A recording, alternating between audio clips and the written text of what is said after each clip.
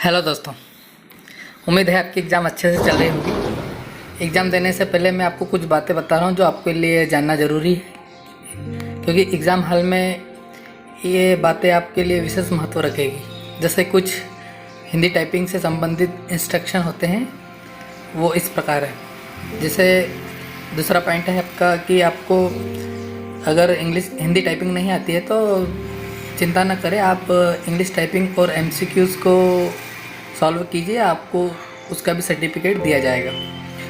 तीसरा है, आपको सब इंस्ट्रक्शन रीड करके आपको I am ready to begin के चेक बॉक्स पे क्लिक करना है।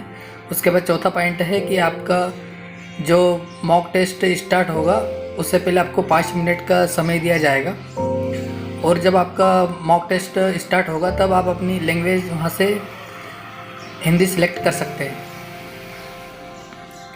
ये आपके लिए महत्वपूर्ण बातें हैं। और उसके बाद जब आप अपनी मॉक टेस्ट स्टार्ट होगा तो उसके बाद आपको एक स्क्रीन पर आपको आपका कीबोर्ड का लेआउट दिखाया जाएगा, जिसमें आपको इन स्क्रिप्ट या रेमिंगटन गेल, आपको जो भी आपने एडमिट कार्ड में ऑप्शन चूज़ किया था उसमें आपको सिलेक्ट करना है। जैसे रेमिंगटन गेल मंगल भवन में आप अगर टाइपिंग कर रहे हैं तो वो आपको वहाँ पे सिलेक्ट करना है। जैसे 8वें पॉइंट पे लिखा है, इस लिस्ट में से आपको हिंदी रेमिंगटन गेल पे क्लिक करना है। यह आपको क्लिक करके वहाँ पे दिया जाएगा। इसके बाद आप क्लिक करने के बाद आपका जो टाइम है वो स्टार्ट होगा।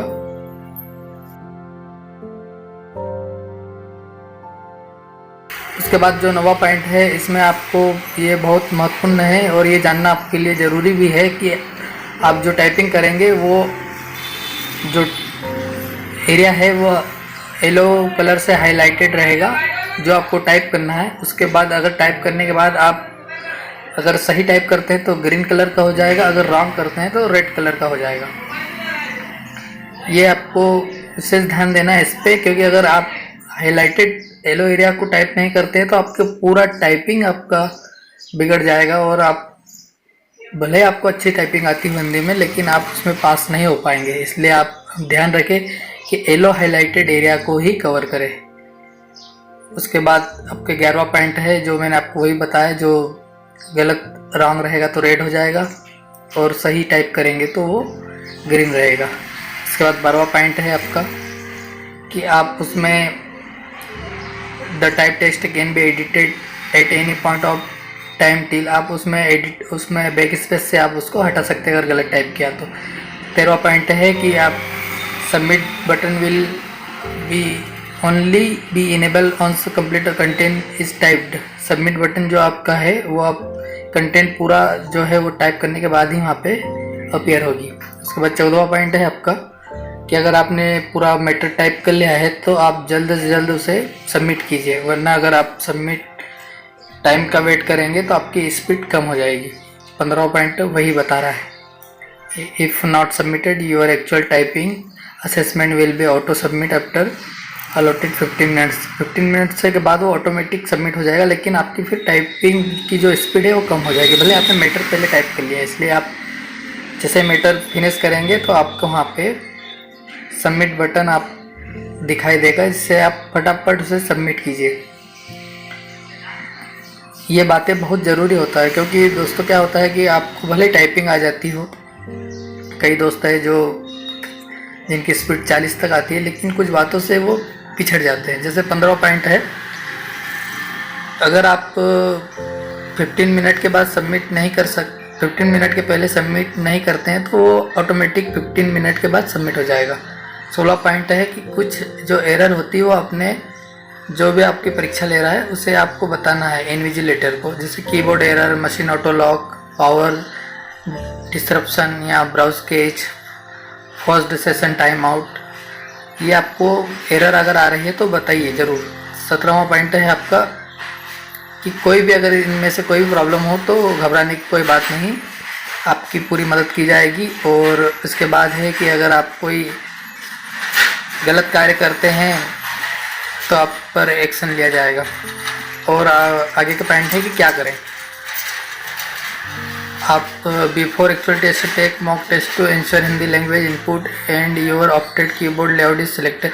आपको वो इन दो बातों पे ज़रूर ध्यान रखें कि हिंदी लैंग्वेज आपको सिलेक्ट करना है और आपको कीबोर्ड जो लेआउट है उसको भी सिलेक्ट करना है। दूसरा पॉइंट है टाइप द वर्ड हाईलाइटेड, जो भी आपका येलो कलर का जो मैंने आपको बताया था कि उसे ही टाइप करना है।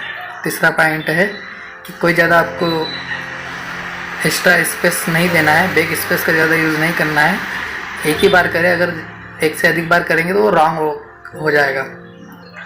और चौथा पॉइंट है कि जल्द से जल्द से अगर आपने आपका जो भी टाइपिंग कंप्लीट कर लिया तो उसे सबमिट कीजिए और क्या ना करें। डोंट यूज़ एनी अदर की और की कॉम्बिनेशन। इसका मतलब ये होता है कि अगर आप अदर की का कोई यूज़ नहीं करना है या कॉम्बिनेशन का, जैसे शिफ्ट प्लस अल्ट प्लस या कुछ भी कंट्रोल प्लस जैसा कुछ यूज़ नहीं करना है। जैसे अगर प्रतिदेव में आपने टाइपिंग की है तो कुछ शब्द बनाए जाते हैं, ऐसा उसमें कुछ नहीं है। आपको मंगल फॉन्ट है तो आप इनका कोई ज़रूरत नहीं है कि कॉम्बिनेशन की का यूज़ करें या कोई अदर सिंबल का यूज़ करें।